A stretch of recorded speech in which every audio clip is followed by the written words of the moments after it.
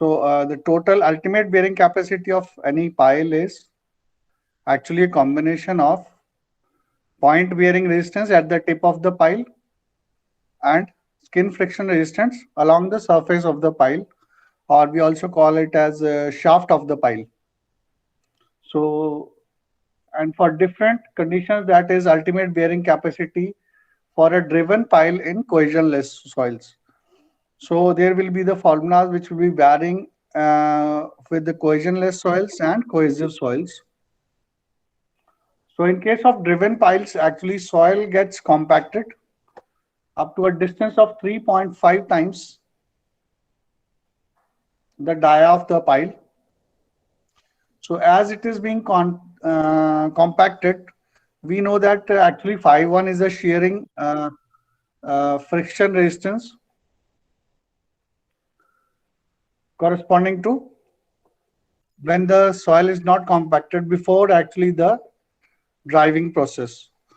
So when it is being installed by a pile, that is a pile has been driven into it, in that case,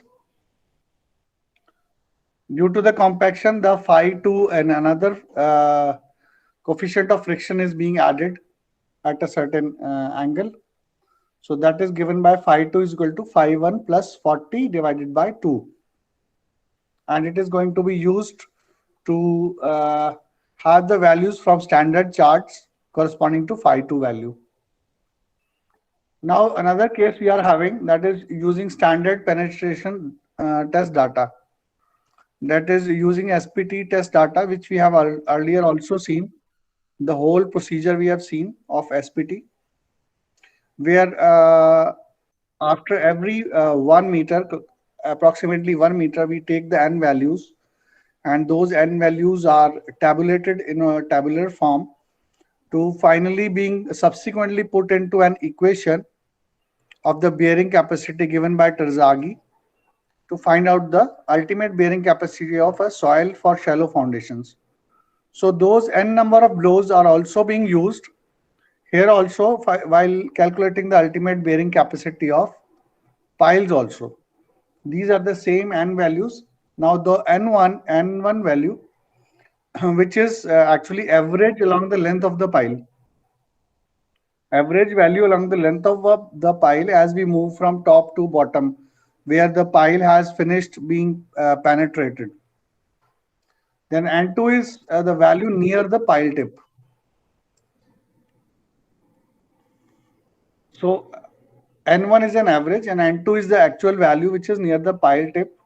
That is, you can have a few centimeters of n values. That will give you the N2. N values are not corrected for effective overburden pressure. So this was corresponding to our calculation, and the point bearing load in that particular case is calculated using this particular equation. As we can see, the alphabet P is written here. That means it is QP. The point bearing resistance, or you can say uh, bearing capacity of the pile in point bearing. So it is dependent upon the factors. There are three factors. That is cross-sectional area of the tip of the pile, AB, overburden pressure at the pile tip. That means the total overburden pressure, because it is at the pile tip. And we have got a coefficient of bearing capacity, NQ, which we can find out from table number 7.21. Now, which is table number 7.21? Actually, it is 7.21. Here you can see we can find out according to the phi value, we can find out the NQ value.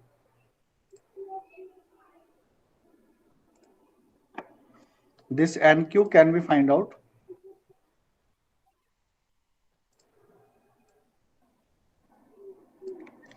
from 7.21.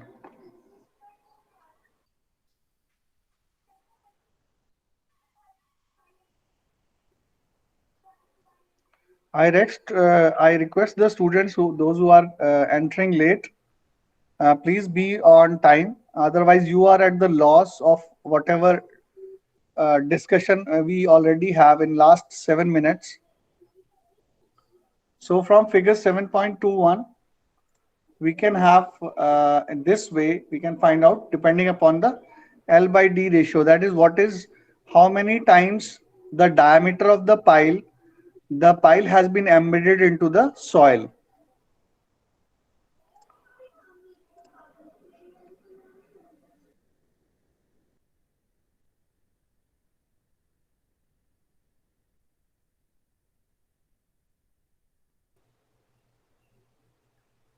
So now we have seen actually that how we can find out.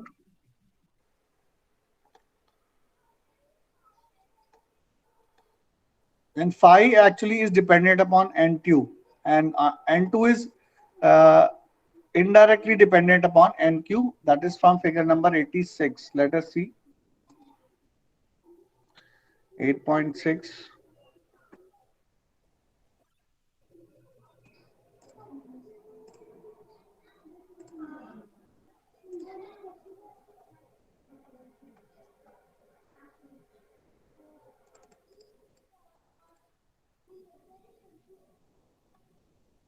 This is figure number 8.6, the same value. Here we have got NQ corresponding to phi.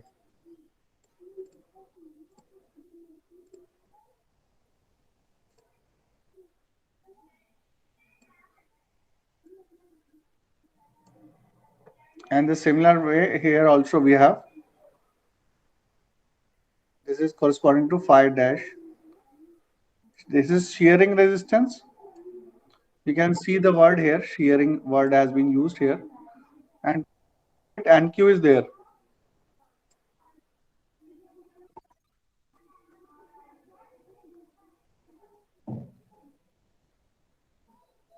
Now here we have got angle of internal friction.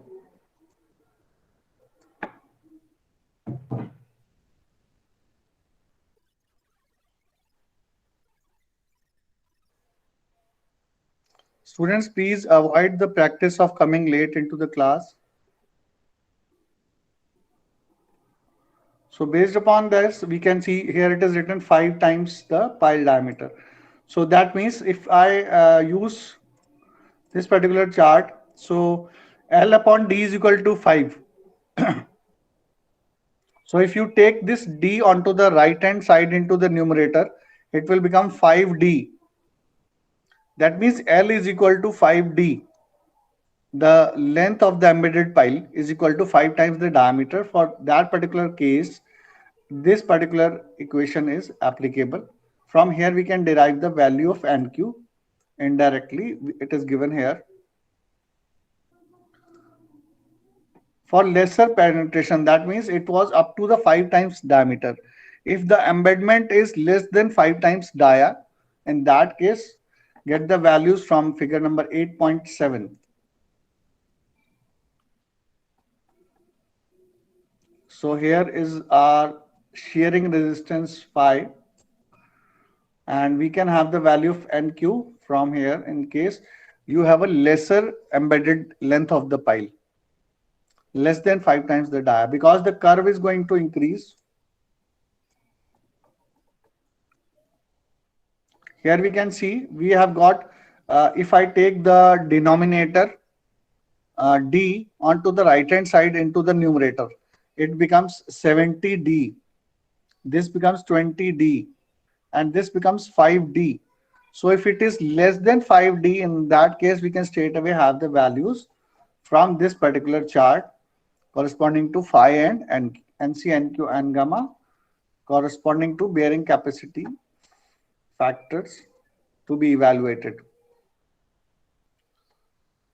So this was point bearing. As we can see here, it is point bearing condition we are having.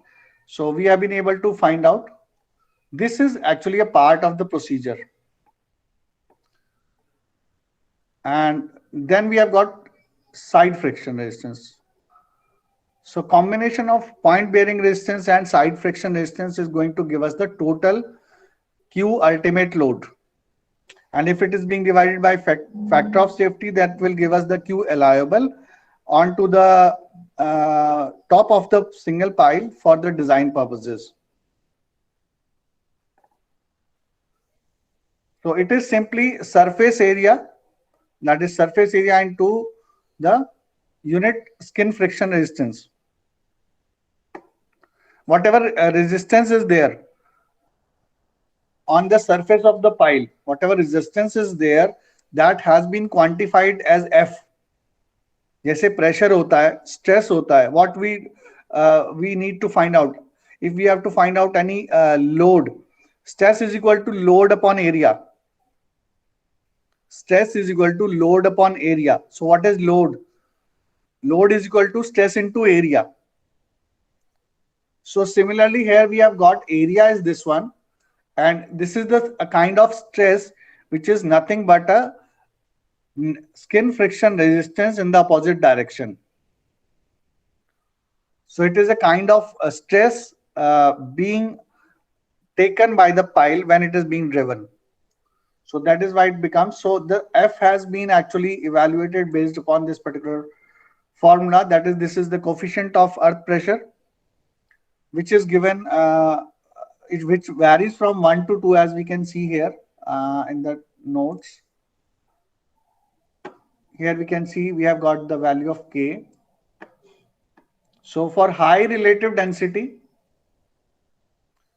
where phi is greater than 36 degree, we have got a value varying from 1 to 4. So for concrete, because most of the time we are going to use concrete piles. So for concrete piles, it is varying between 1 and 2. It is varying between 1 and 2 for less than.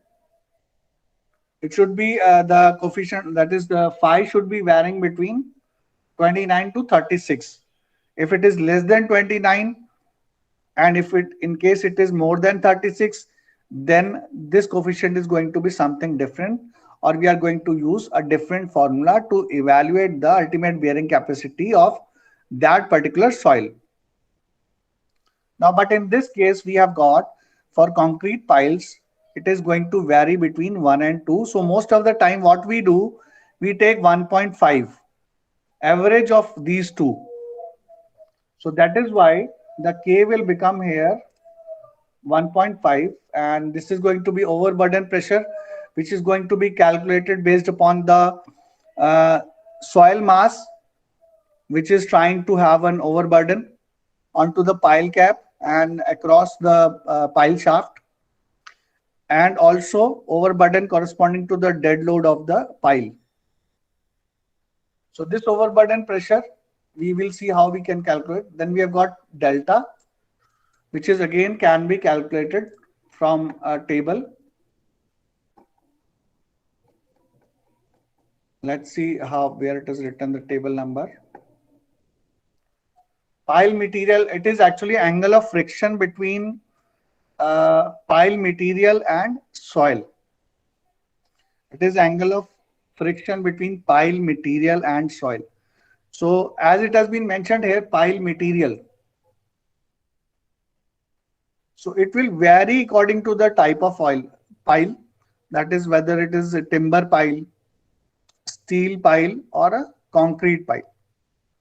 As you know, the structural steel is very smooth onto the surface. So frictional resistance will be less corresponding to that particular type of soil.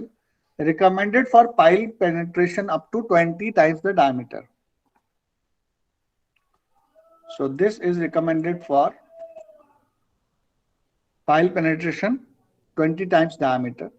For piles deeper than 20 times dia, the F value is going to be taken from somewhere else. So point wise, we are going to go up to the 20 times diameter. Up to the 20 times diameter, we are going to use this particular method of evaluating the skin friction resistance.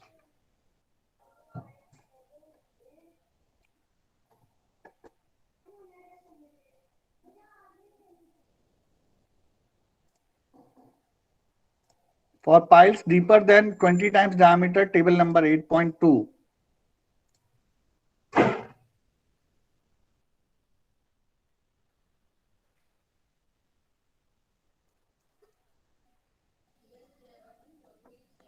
Here we can see we have got F, unit skin friction resistance, straight away corresponding to the relative density in percentage.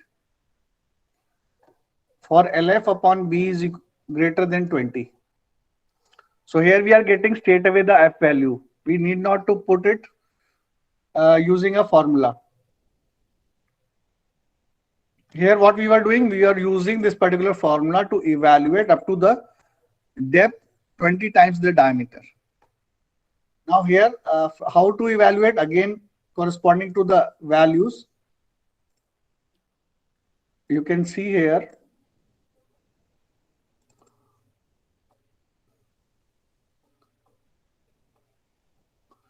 corresponding to the phi, angle phi, this and n number of blows,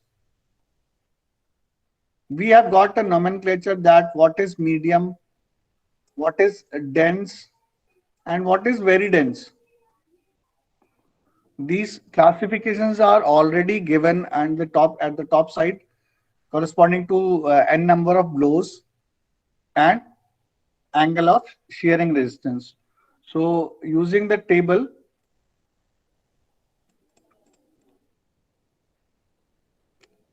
you can see here we have got the value relative density, loose, medium, and dense.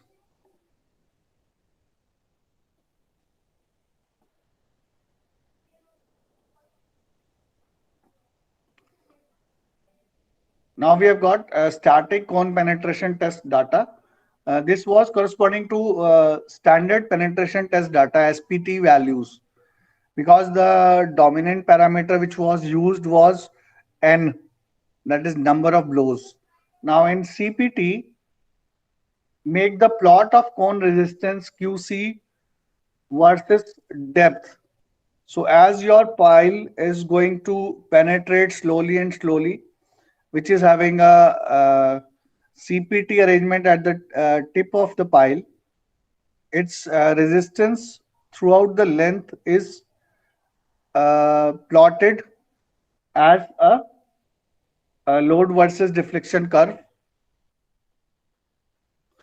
And from that curve, we can have average cone resistance over the range of the depth. So QC1 can be evaluated. This is the data which we can evaluate from the test data straight away. because this is going to be the starting point of our evaluation.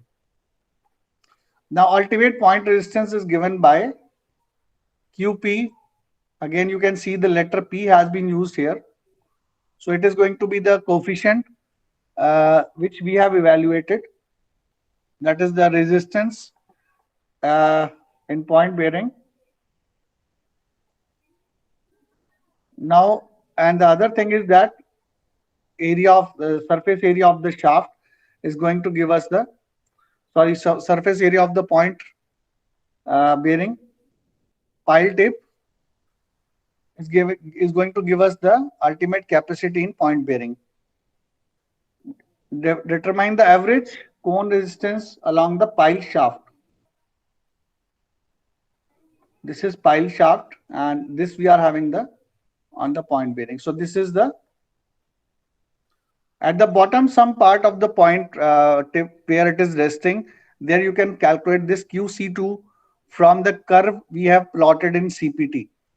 If it is being given in a numerical to you as a problem, then that tabular that chart, either chart will be given straight away directly to you, or it will be given in a tabular form. So from there you can evaluate, let us say for 7 meter length of the pile, what is the last strata, what is the density of the soil, what is the resistance of the soil in that 7 meter depth. And above 7 meter, you can always calculate the average value. That is, if you have got 3 to 4 layers. So putting the value of all the 4 layers, dividing it by 4, you can get the value. We will solve a numerical onto that also. Now, but we have got side resistance uh, for different types of pile as we have seen. If it is going to be steel, it is going to be different. If it is going to be concrete, it is going to be different. So that is why we can see here QC2 upon 200 is going to give us, for any other pile, side resistance QS, and for steel edge piles. For steel edge piles, it is going to be divided by 400. That means the resistance is reduced. In case of steel edge piles, the resistance has reduced because your denominator has increased. Working load, if we are adding point bearing plus skin friction resistance, QU divided by factor of safety. That will give us the Q allowable load for the design of the pile. Now we have got 2 articles which we will see 8.5.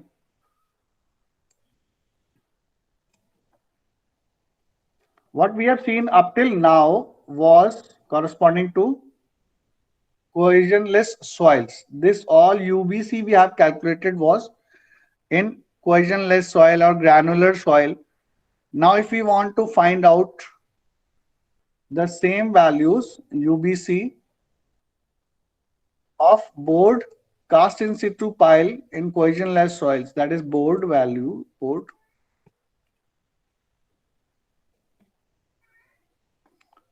In cases of bored piles,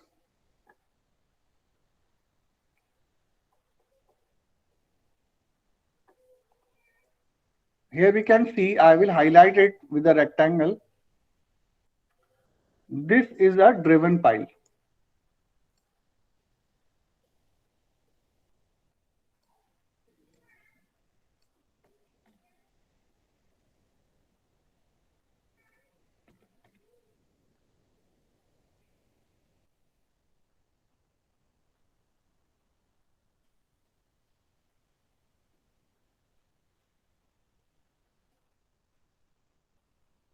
So what are the 2 things which are important here? On this is the ultimate bearing capacity of pile in driven and cohesionless soil. Now the driven word is a dominant one, which we are trying to infer. Now in case we want the ultimate bearing capacity of the pile in other types of piles as per method of installation. So as per method of installation, if we want to find out for bored and cast in situ pile and for driven and cast in situ piles in cohesionless soils. First, for this case, computing point bearing and skin friction, equation 8.3 and 8.4 may be used, adopting the value of phi less than 29 degree, because it converts, in case of bored piles, the cohesion is a little bit changed.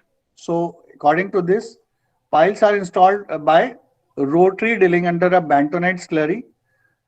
Computations of both the skin friction and point bearing resistance may be done for the phi corresponding to undisturbed condition.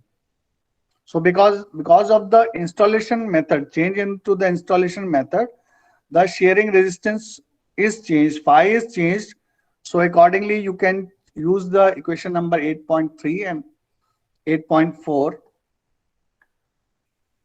for differently for both the components, point bearing and skin friction resistance, after studying that which has to be used by which.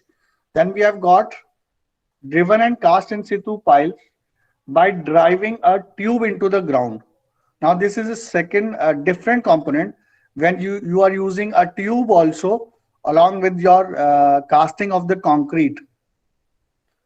In simple driving pile, what you're doing, you have already got a precast pile and you are driving it into the ground. Then we have got, if you are driving a pile using the tube along with this. So in that case, there will be a variation depending upon the condition, whether it is the tube is left into the ground or tube is removed from the ground. That is, it is brought up onto the ground surface later on. The bearing capacity of pile in which tube is left into the ground, that means it is intact with the concrete, can be obtained by the procedure given in section 8.4. So the same procedure as we have done here. This was section 8.4, this total one, because in that case, that pile is going to replicate similar to other driven pile. In case the tube is withdrawn, if tube is withdrawn from the underneath pile and it has brought into the surface, in that case, the procedure given in section 8.5, that means this particular section is going to be taken for consideration of bored and cast in situ piles. So if that is why I have drawn an arrow here from here to here.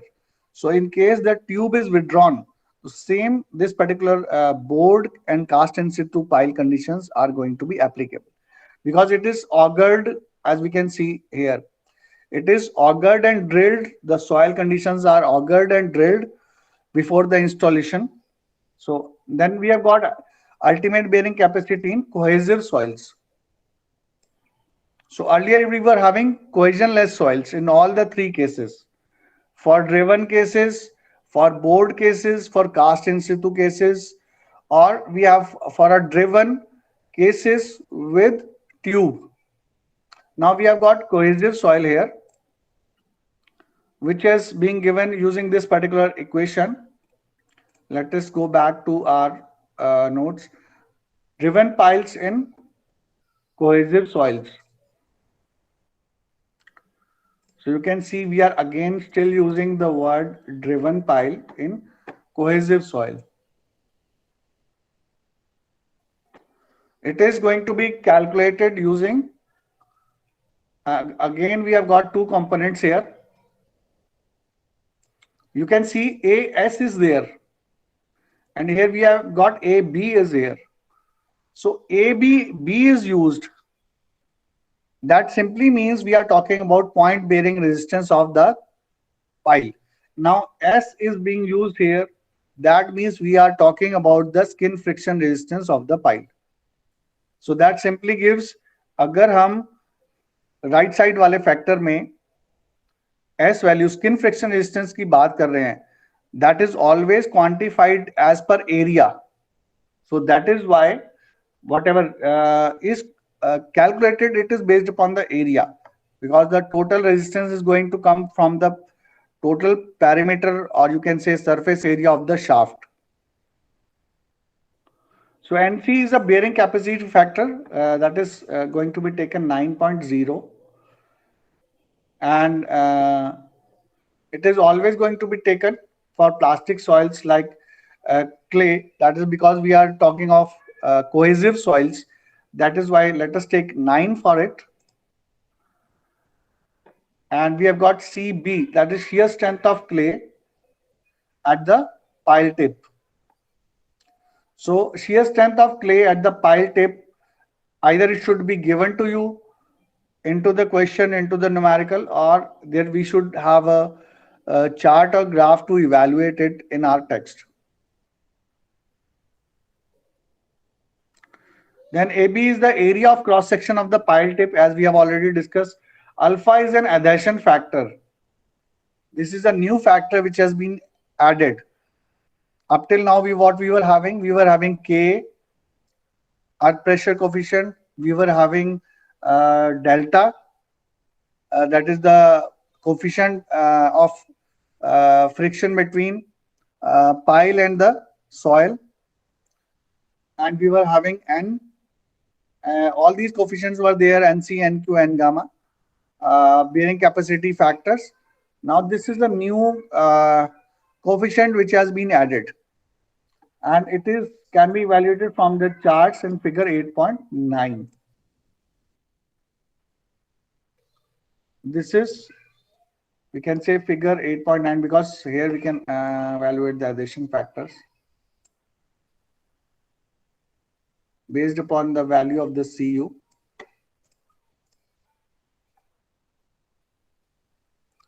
So these two values should be known to you. CB and CU bar should be known to you. Only then you can, following the charts, you can find out the value of alpha, and based upon that you can find out this point bearing resistance and skin friction resistance. In driven pile, actually the displacement of soil takes place and pore pressure gets increased, reduces effective stress. That is because it starts acting into the opposite direction. Skin friction will be smaller.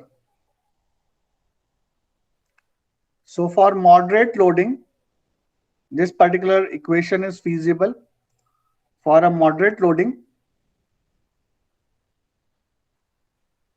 And the reason for the moderate loading has been specified, that as it is being driven, the soil is being displaced and pore pressure gets increased. Because the pile has already taken place of the soil. The soil is a kind of compressed onto the sides. If you are having a pile group of 9 piles, it is going to be having a kind of compacted onto the sideways. So that is how that pore pressure gets increased, and it leads to reduced effective stress. For heavy loads, we are going to take this particular formula.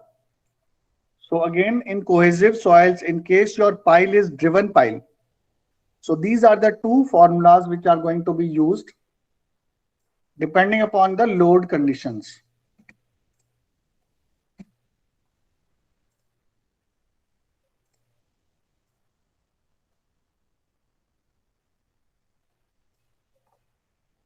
This is point bearing part, and this is the,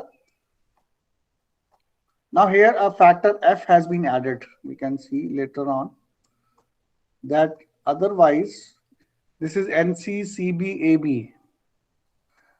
So here this particular point bearing resistance is same as compared to the moderate loading case, and here we have got alpha and CU bar and AS, and it is same. Only thing is that we have got P alphabet here, and F is there. What is F?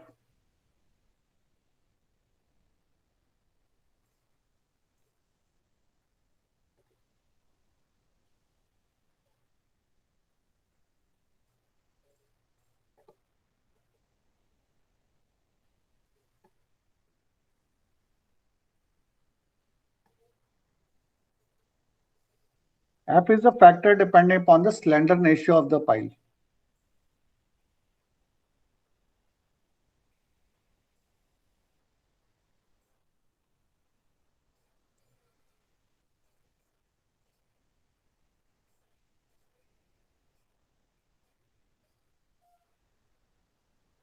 So this coefficient F has been added for heavy loads, because what happens for heavy loads, the length of the pile also increases, because by the design itself, for heavy loads we require more stabilized strata, more stable strata, or we can say bedrock.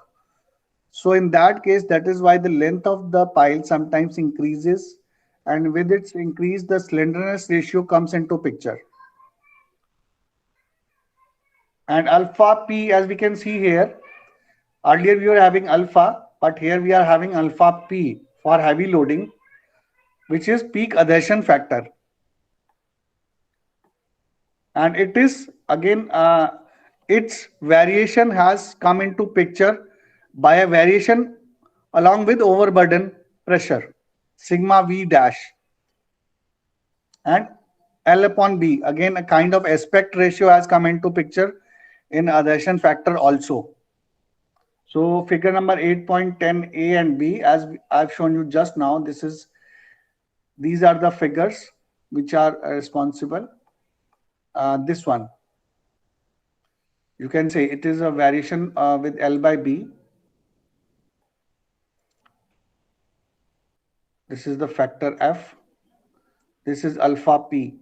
So you can get a value from here and you can put that value here, or it can be vice versa also sometimes.